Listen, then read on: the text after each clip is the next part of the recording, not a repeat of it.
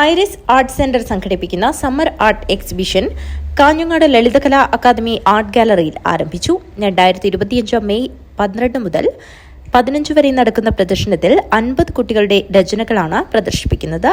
രേഖാചിത്രങ്ങൾക്ക് പ്രാധാന്യം നൽകി iris art centre സംഘടിപ്പിച്ച വിവിധ വർക്ക്ഷോപ്പുകളിൽ നിന്നും തെരഞ്ഞെടുത്ത പെൻസിൽ, ചാർക്കോൾ, മഷി പെൻ എന്നിവ ഉപയോഗിച്ച് കുട്ടികൾ വരച്ച 60 ചിത്രങ്ങൾ പ്രദർശനത്തിൽ ഉൾപ്പെടുന്നു.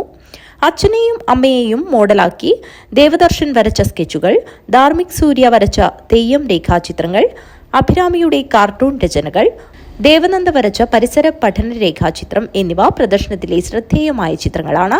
പെർഫോമൻസ് ആർട്ടിസ്റ്റ് ദിലീപ് ചിലങ്ക പ്രദർശനം ഉദ്ഘാടനം ചെയ്തു.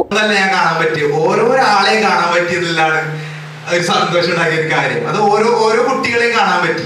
അതിൽ ഓരോ കുട്ടികൾ വരച്ച സമയം, സന്ദർഭം, അവരുടെ ഒരു ഭാവന, ഇതൊക്കെ കാണാൻ പറ്റുക എന്ന് പറയുന്നത് അല്ലെ, നിങ്ങൾക്ക് അറിയാലോ.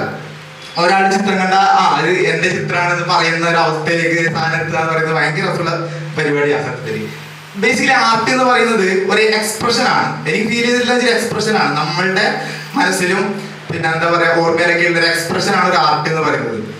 അത് ചെയ്ത് മുന്നോട്ട് വരുമ്പോൾ ആ പ്രാക്ടീസ് തന്നെയാണ് ഒരു എന്താ പറയാ ഒരു പെർഫോമൻസിലേക്കോ ഒരു ആർട്ട് രൂപത്തിലേക്കോ ഉണ്ടായി വരുന്നത് എന്നാണ് ഞാൻ വിശ്വസിക്കുന്നത്. വിനോദ് അമ്പലത്തറ ചടങ്ങിൽ അധ്യക്ഷത വഹിച്ചു. ശുഭ, പ്രസാദ് കാനത്തുങ്കാൽ, ലിതു രാജ് എന്നിവർ സംസാരിച്ചു. News bureau, Kanhangad.